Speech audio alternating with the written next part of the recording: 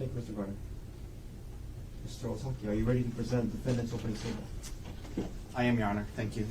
Please, Just a second to get set up here. take your time, whenever you're ready. Thanks.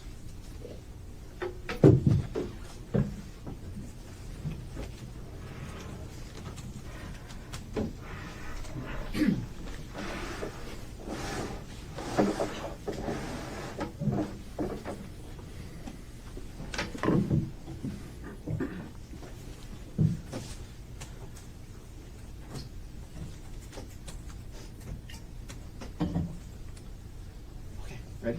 Please. Good morning, ladies and gentlemen. There are often two sides to every story, and it's only fair that we wait to hear both sides before we start to make up our mind. You just heard one side. You just heard one side. And this is my opportunity to share with you the other side. To share with you the full story, both sides. To share with you the complex human interactions between Gerhardt and his wife, and the complex human chain of events between December and March that resulted in him sitting here falsely accused of attempted murder. And the evidence will show he is falsely accused of attempted murder. And let me get one thing straight from the start. He never, ever confessed to his son on that phone call. The evidence will show that's not true. This is a long, complex human story. And I'm going to walk you through all the details of it this morning. However, the evidence will show that this story, this human story, can be summarized best in 3 words. Just in summary, 3 words.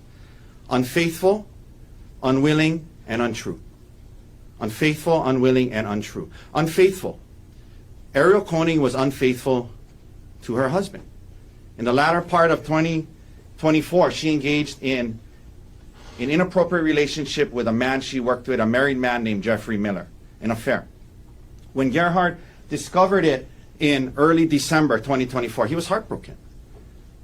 He was devastated. And he didn't know if they could come back from that. He didn't know if he could trust her again. He didn't know if he wanted to. But they both had a lot invested in this marriage. They both had moved to Maui. They had 2 very young boys together. And they thought they should try. Both of them wanted to try. But in order to try, there was going to be things that Gerhardt needed on a human level. On a human level, there's just going to be things he needed to heal from her inappropriate relationship with Mr. Miller. He was going to need her to quit her job and never speak to, communicate, or be together with Mr. Miller again. Understandable. She loved her job. She liked her job very much. It's a very rare, unique job. I'm going to talk a little bit more about that. But he needed her to quit and not be around Mr. Miller. He needed her to accept responsibility, not minimize, not be defensive, show remorse for this relationship that she had. And you will see the messages, some of them, because she deleted most of them. But the ones you'll see. And you'll see where she, in text messages to him, admits that she had an affair. You'll see it. So he needed her to accept it, and he needed her to show remorse. And he needed her to give up some of her secrecy. She had been hiding things, deleting things, so he needed that. If he was going to trust her again, he needed her to be more open and not hide these things. And he needed some intimacy from her, emotional intimacy, but also physical, to feel better, to feel like she still cared about him. Unwilling, second word. The evidence will show that after being confronted by him, she initially admits to it, accepts responsibility, and says she wants to do these things, says, yeah, you're right, I want to make this work, I'm going to quit my job, no more contact with Miller, do all these things. Very quickly, that changed. She very quickly became unwilling to do those things that it was going to take to live this way, to make it work. Primarily, she did not want to quit her job, and not seeing Mr. Miller in person was affecting her job. So she didn't quit. She said, but I just won't talk to him, I won't be with him. But that was affecting her job into January and February. So she quickly became unwilling to do those things. And that unwillingness led to a very tumultuous January and February of 2025, because they would make some progress, and then she would, she wouldn't be willing. They would take a couple steps back. It was an emotional roller coaster for both of them. Complex human interactions. But they were trying. They were trying. They were trying. This leads to March when, in an effort to try, Gerhardt asks her, hey, your birthday's coming up, what do you want to do? She is the one who said, hey, I've been wanting to go on a staycation to Oahu. You will see it. She admits to that. So they go on this trip to Oahu, and they go on this hike, and I'm going to get into a lot more details, but you're going to hear how on the hike she brought it up, and she said, hey, it's been a while now, I got to see Mr. Miller again for work, you got to trust me. And he's dumbfounded. He realizes they made zero progress over the last 3 months. She doesn't understand what he's going through. She's not willing to do what it's going to take. And he tells her, well, this isn't going to work. You're going to have to move out. And I'm going to tell all our family and friends about your affair. It's just not going to work. This leads to a physical altercation that she started. She came after him, started kicking, punching. They end up on the ground. She's swinging at him. He's grabbing an arm. She's swinging with the other arm. She's kicking him. As the prosecutor said, they're on the ground. She picks up a rock and hits him in the face with it. And he quickly reacts, human reaction, grabs the rock, hits her twice, and stops. Untrue. After that, knowing that the marriage is over, knowing that this is heading for a divorce and custody battle, the evidence will show Gerhardt Konig says many untrue things about what happened. And she did so, you will see, to get the upper hand in the coming divorce and custody case. And you will see how she is using the allegations in this case, in the divorce, to get everything. His retirement, the house, full custody, everything. Unfaithful to her husband, unwilling to do what it was going to take, untrue things after all of this happens on the cliff. Says untrue things. I'm going to get into this in a lot more detail over the next half an hour, but there's a few things I want to address up front. The evidence will show there was absolutely no premeditated plan to take her up to this busy parking lot, the Pali Lookout parking lot, in broad daylight in the middle of the morning at 10-something in the morning, and try to kill her in broad daylight. There was no premeditated plan. This was a unplanned, unanticipated scuffle that happened between a couple. There was no plan. Number two, the evidence will show there was absolutely no syringes on the mountain that day. He didn't have any syringes, wasn't trying to stab her. The evidence will show he never tried to throw her off the cliff. She attacked him, pushed him, and they ended up in a scuffle on the ground. He never tried to throw off the cliff. Number four, the evidence will show he did hit her with the rock. He did hit her with the rock. And she does have, I'll tell you, she's got a bad cut on her head. She's got a severe laceration on her head from it. And it bleeds a lot. But the evidence will show, medically speaking, it looked worse than it was.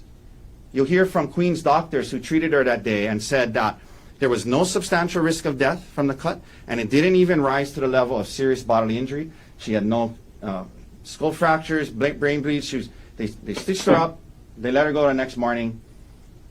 That's what the medical evidence will show. The evidence will show he never confessed to his son. I'm going to talk more about that later. That's what the evidence will show. Now, before I get into the details more, I want to share a little bit with you about Dr. Konig, Gerhardt. He's 47 years old. He was 46 when this happened. He was actually born and raised initially in South Africa. His parents, Peter, his dad, and his mom, Anwil, flew in today. They were raising the kids. He has 3 siblings, 2 brothers and a sister. LaRue, Ruan, and Lisa, his siblings. At some point when Gerhardt was about 9th grade, they moved to San Diego. Just things going on in South Africa at the time. They wanted to come in a better situation. Gerhardt graduated from high school, went to college, UC San Diego, majored in bioengineering. Worked a little bit, went to med school. He got married young, his first marriage when he was 20 years old. He married a lady named Jessica Ray Patella. And they had 2 kids when he was relatively young, still in medical school. Ophelia, his older daughter, and then Emil. You're going to hear a lot about Emil. And he finished med school. He did his residency in anesthesiology and became board certified, was actually teaching as a professor. And sometime in his residency, his first marriage, they separated, they got a divorce. So he knows what it's like to get a divorce. You know, it's not ideal. He didn't want to do it again, But it wasn't a situation where, like, if, he had to, I'm going to kill her if I can't be with her. No, he's been through it. So they separate, and from his first wife. When it's time for him to start dating again, he goes online and uses dating for a couple of free dating apps. It didn't really work out, so he paid for a subscription to eharmony.com. And at some point, Ariel Konig reaches out to him, and they go on a date at a bar, and things progress from there. They get married in 2018. They have their first son, Olin, is born in 2020. And they're living in Pittsburgh at the time. He's working, she's working. And they wanted to find a safer place to live. There was a lot of gun violence in the area. It was important to them to find a safer, maybe warmer place as well. They fell in love with Maui. For those reasons, they fell in love with Maui. It was going to be a hit to their careers, though, because especially her, what she does, nuclear engineering, and she works on these big nuclear energy projects. There wasn't really jobs like that in Maui, but she wanted to do that and come here. And so that's what they did. They moved here in March of 2023, and right before they moved here, literally the month before, their second son, Vigo, was born. Right before they moved. So they moved here, and from March 2023 until December 2024, for Gerhardt, it was a dream life. He got a good job at Maui Memorial. He loved his wife. He loved his kids, living in paradise on Maui. It was a great life. He loved his marriage. In 2024, we find out Ariel didn't necessarily feel the same way. In August of 2024, she has to travel a lot for work because she works virtually. In August of 2024, she goes on a trip to South Africa with Jeffrey Miller. And Gerhardt knows about it, but he has no reason to be concerned. He's not really worried about it at all. She comes back. In October, the family, they go on a trip to Kauai for Emil's birthday. And for the first time, he starts to see some red flags. He overhears her talking on the phone to Mr. Miller, which is supposed to be a work call, and it just didn't sound right. It was overly flirty. It was the way someone in a relationship would talk to another, and it bothered him. But he said, maybe, I'm not, it's weird, but, Things progress in November and December. He keeps seeing these things. When he walks in, she's texting somebody, she hides her phone, and he starts to, a lot of red flags. So he goes into detective mode. And in early December, when she's sleeping, he logs onto her phone, and she's not text messages, not emails for work. She finds a WhatsApp message thread between her and Miller. And it was more than flirty. It was very, very concerning. It was inappropriate. And what concerned him a lot is it was clear she was deleting a lot of it. So he's really, really worried. Really worried. He stays home the next day, and now he uses his computer and he logs onto WhatsApp, and he's able to log into her WhatsApp. And he sees live the communication throughout the day between her and Miller. And it was clear what was going on between the two of them. And he'll tell you about what he saw. Knowing now that she was in this inappropriate relationship and this affair with Mr. Miller, he was heartbroken. And he didn't know quite what to do. So a couple of days go by. They had a trip planned to San Luis Obispo, and he ends up confronting her about it there. She's immediately apologetic. She says she admits to it, and they have, it's hard. It's a lot of tears, a lot of crying, a lot of working through it that weekend. They don't know what to do, and he was telling her, I don't know maybe you should move out. Maybe you should move out.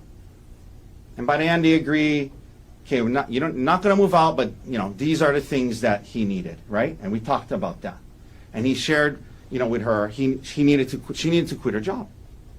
She needed to not see him anymore, and all the things that I talked to you about earlier. They get back to Maui, and she actually starts looking for a new job. You will hear that there's no other job like hers. And she quickly realizes she wasn't willing to give that up. her career mattered to her more than doing what Gerhardt needed to stop working with this man. Now, January and February, like I said, a lot of emotional roller coaster, working on it, making progress, realizing she's not really, she starts minimizing, she starts bringing up things he should have done differently. They end up in counseling. The counseling's about other things as well, and they're making some progress. It's kind of like one step forward, two steps back, but they're still trying. And this comes to the March trip that I talked to you about. Now, he does suggest, let's do something for your birthday. She says, why don't we go on a trip to Oahu? This was not some big plan of his to get her to Oahu, the more crowded place, and try to kill her in broad daylight. Okay, that's the evidence will not support that. They came here for her birthday.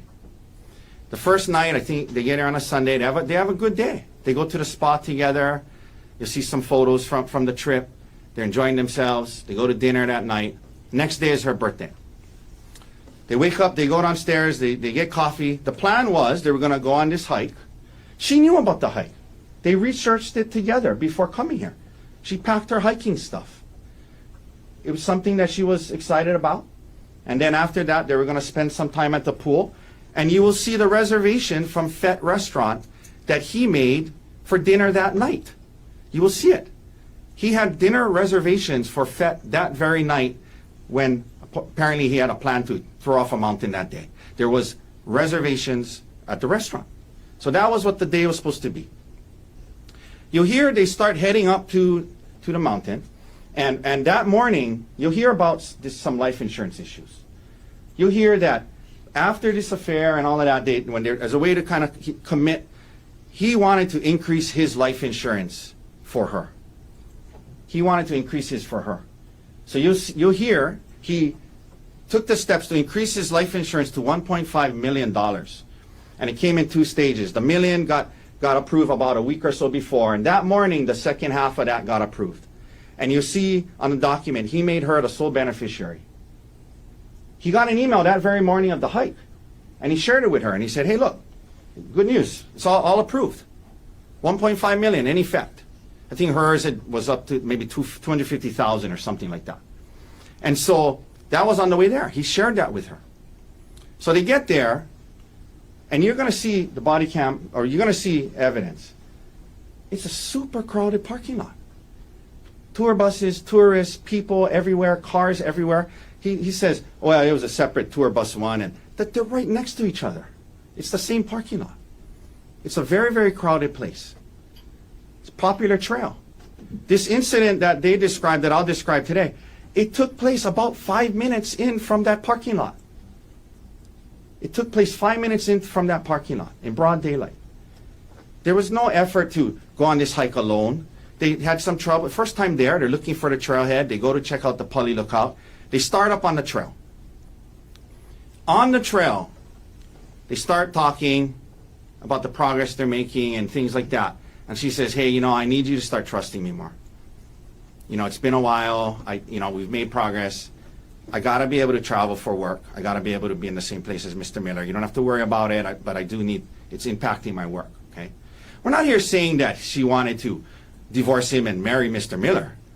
She had this, affair on the side and whatever it was, but now she was worried about her job. And she was saying, I got to be able, it's affecting my work. And he's dumb, like I said, he's dumbfounded. It showed that she had zero understanding of what he was going through in the last 3 months, how hard it was for him. And that leads him to tell her, this is crazy. This isn't going to work. This isn't going to work. And you're going to have to move out, and people are going to ask why, and I'm going to tell them why. Because of your relationship with Mr. Jeffrey Miller, your co-worker. Of course, she's upset. And this is very important. You will hear this from her. At that point, she says, I don't want to go on this hike anymore. Understandably, they're in a big fight, right? But they're 5 minutes in from the parking lot. You'll see it's not very far up. It's not sheer cliffs on every side when you're walking up there. There's bushes and, they're 5 minutes in. And she says, I don't want to go on this hike. Very important. He says, okay, well, fine, I'm going up on my own. And he leaves her there and continues on. That'll be undisputed. Leaves her there. Equally important. He goes up a little bit, 5 minutes in, and he's like, this is ridiculous. I'm not going to go on this hike. Just forget it. Let's just go back to the hotel and just, go home. He comes back down, and she will tell you this, undisputed. He gets there, and he says to her, oh, you're still here. I thought you were going back to the car. The evidence will show he had no plan to take her up there and kill her. The evidence will show he left her on the hike thinking she was going back to the car. This idea about, oh, she got away and escaped from me. He left her thinking she was going back to the car. This is not some fight over not wanting to take a photo in the right place. He gets back down there, and she's acting different, and she's acting very differently. You'll hear about it.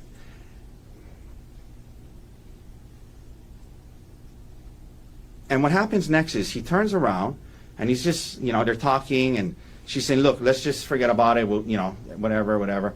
He's looking out over towards the cliff area, and he feels a shove from behind. And he turns around, and he says to her, what the hell was that? And it felt to him that she tried to push him towards the edge. And he turns around, and he says to her, what are you doing? And she starts screaming.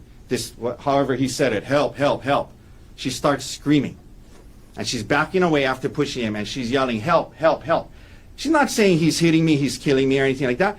You'll hear from the witnesses. They thought somebody fell off the cliff. And he's turning around, he's saying, what are you doing? Why did you push me? And he's walking towards her, and she's yelling, help, help. And he puts his hands on her to calm her down, and she starts swinging. She starts kicking, he's grabbing her, ends up on the ground. This scuffle was unplanned, unexpected, and escalated quickly. They're on the ground. I described what happened. She's punching him, she's kicking him, he's on top of her trying to stop, hits him, she tries to grab that arm, hits him with the other arm, kicking him. She picks up the rock and hits him with the rock on the side of his head. And she tries to hit him again, he stops, he gets the rock, and in a split second, human reaction, under attack, he hits her with the rock. It was a reflex, it was a reaction, it was in response to the force that he had just experienced. But he stops. Because the hit made her stop. And as soon as she stopped, he stopped. It was about this time these two witnesses got there. One of them doesn't even see him hit her at all. The other will tell you she saw one hit. They got there. They said when they heard it, they came around the corner, and by then he was standing, and he had the rock, and he didn't hit her. They saw the very tail end of this. They don't know how it started. They didn't see who started it. They got there at the very end. He hit her once, and he stopped. After that, the witnesses are there. She's yelling out to them. She crawls down to them, and you hear from them. He stands there. He doesn't come after her. He doesn't aggress towards them. He doesn't yell at them. He doesn't try to grab her and continue to throw her off. She had stopped assaulting him. He had backed away. And he saw that she was okay. He saw that she was talking and yelling to the witnesses. He saw that. And they make their way down the trail. Now,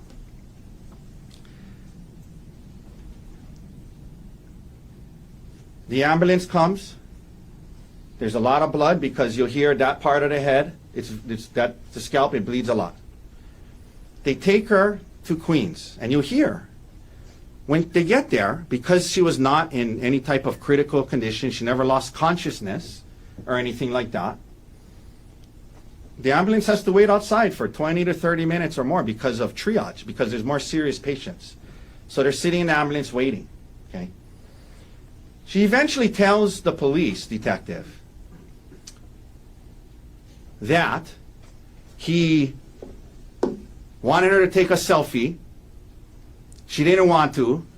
And he said, I'm sick of this shit. And he grabbed her, tried to throw her off the cliff, picked up, had some syringes, which apparently she says she can just flick out of his hand. And then she tells the detective, he beats her with the rock 10 times with all his might. Over and over and over and over again. I know that wasn't 10, but you get the point, okay? Over and over again. She says 10 times with all his might. He beats her with the rock. You will see photos of it. You will hear from the medical experts in this case. 2 from Queens, and we have a forensic pathologist who will talk to you about that. The physical injuries, while the laceration is significant, is inconsistent with being hit in your head 10 times with all your might. She had no skull fractures, no brain bleeds, no orbital fractures. She never lost consciousness. The 2 doctors said there was no substantial risk of death. They said that it wasn't serious bodily injury. And she went home the next day. I'll be the first to tell you, the photos you're going to see are graphic. There is a bad laceration from the hit from the rock. You'll see it. You'll see it. There's a bad laceration. But you'll hear, medically speaking, from the medical doctors in this case, it's not as bad as it looks.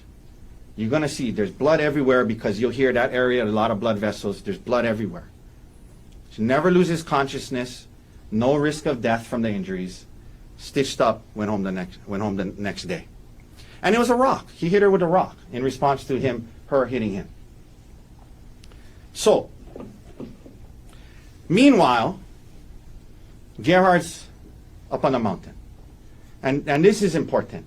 Okay, you're going to hear a lot of evidence from him, what was happening, going through his mind. This is, like I said, the evidence will show this is a human story. Okay, human story. He's stunned about what happened. He's in shock. He doesn't go after them. They go down. And he immediately goes into almost a despondent state. He realizes his marriage is over. He realizes she's yelling to them, call the police, he's trying to kill me. He realizes his career could very well be over. He saw that she was hurt. And you'll hear. He was disappointed. He was remorseful. He was upset about the whole incident. He never wanted it to come to that. He never wanted her to be hurt. And he was disappointed in himself that he reacted that way, the way he did. He was remorseful that he reacted in that split second. And he went into a deep state of depression, sadness, disappointment, to a place where he became suicidal. And they're going to say the evidence shows his consciousness of guilt that he stayed on the mountain. The evidence will show, it shows that he was human, dealing with this, what just happened, realizing he could lose everything, and his marriage is over. So he stayed up on the mountain, and he was suicidal. He was going back and forth between jumping off the cliff and not thinking about his kids. And the one person he wanted to talk to was his 19-year-old son, Emil. His son, not Miss Konig's. And he calls Emil, and you'll hear. It was an incredibly emotional phone call. He was calling him to say goodbye. He was calling him to tell him he was sorry. He was calling him to tell him that he wished he was a better man. And he'll tell you, he feels terrible about putting his son in that position. He'll tell you he never should have done that, but that was the emotional state he was in at the time. He never in that conversation confessed about my goal was to kill your mom, but she got away. He never said that. He talked about what happened. He talked about how he hurt her. He never said those things. Not that way. Not that way. Emil tries to talk to him. Dad, don't kill yourself. A horrible situation for a boy that age to be in. But it made him think. He stayed up there longer. Finally, before the sun set, he decides, okay, I got to come down. It's time to just come down and deal with this. He had worked through some of those emotions. He said, I'm going to come down and just deal with this. So he comes down while the sun is still out onto the main road where the cops are. Not trying to escape by coming down to the main road where all the cops are. Not waiting till it's dark. Comes down. He's been up there processing everything that just happened, going through his emotional phases related to it, and now he comes down. And the cops grab him, and they think he's fleeing, so they grab him, and he's he's a little, they apprehend him. They apprehend him.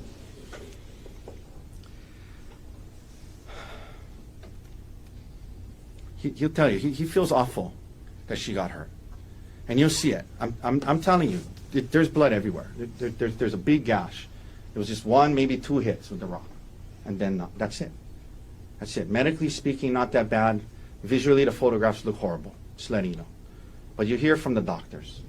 It was not life-threatening. It was not serious bodily injury. They stitched her up. 3 days later, she leaves the hospital. 3 days later, she logs on. He mentioned it. She gets an attorney within a day or two. Someone who's attorney specialized in criminal defense, TROs, things like that.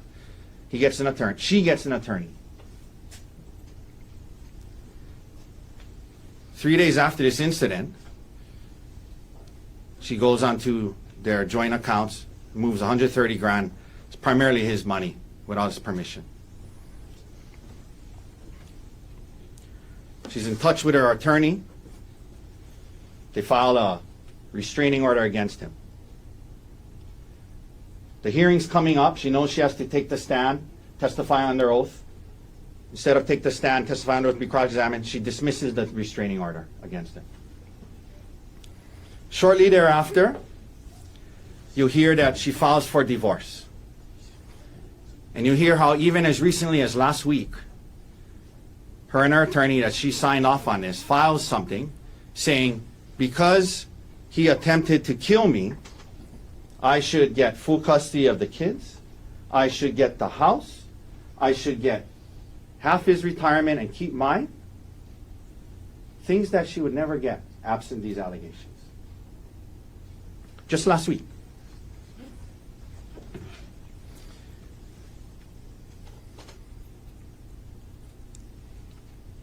Digital forensics. They got good guys that work there. They went through his entire computer, every last search. They were looking for searches like kill, wife, dangerous, hike. They didn't find any of that. They didn't find anything of that. He was looking into infidelity and things like that. He was trying to process it. You'll see how she was as well, listening to audiobooks about affairs and things like that.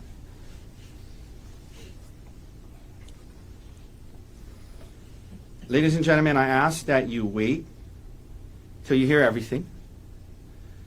Even the law on self-defense. Even the law on self-defense that you learn at the end. I ask you to keep an open mind. He never wanted her to get hurt. He feels terrible about that. He's disappointed in himself. He had a human reaction, a human reflex to her hitting him with the rock. And then he stopped. And then because of the person that he is, he was so disappointed that he went into this state of depression, suicidal thoughts. And that's why he was on the mountain.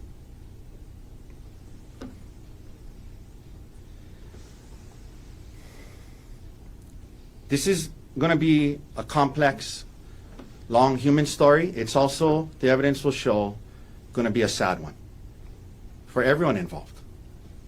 For Ms. Konig, their kids, and for Gerhardt. But it's not a simple story.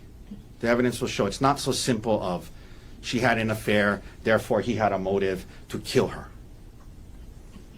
The evidence will show human life, human emotions, human interactions are often much more complex than that. So I ask that you keep an open mind, listen to this entire human story, use your logic, reason, and common sense. She said he was trying to load the syringe in the middle of the fight. The evidence will show if he had a plan to use syringes, you think he might have it loaded ahead of time. They mentioned the things that were missing, the syringes. The evidence showed the rock is found right there, right there. The evidence will show if somebody's going to hide evidence, they'd hide all of it. There was no syringes on the mountain, no attempt to throw him off a cliff. The witnesses got there at the very end. They did not see who started it or how it started.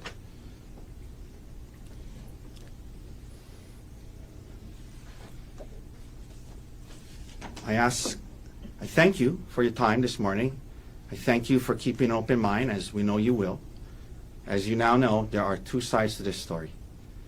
And it'll be your job at the end to use your reason, logic, and common sense and see which one makes more sense. Was this about not being willing to take a selfie? Or was this about a lot more? Thank you.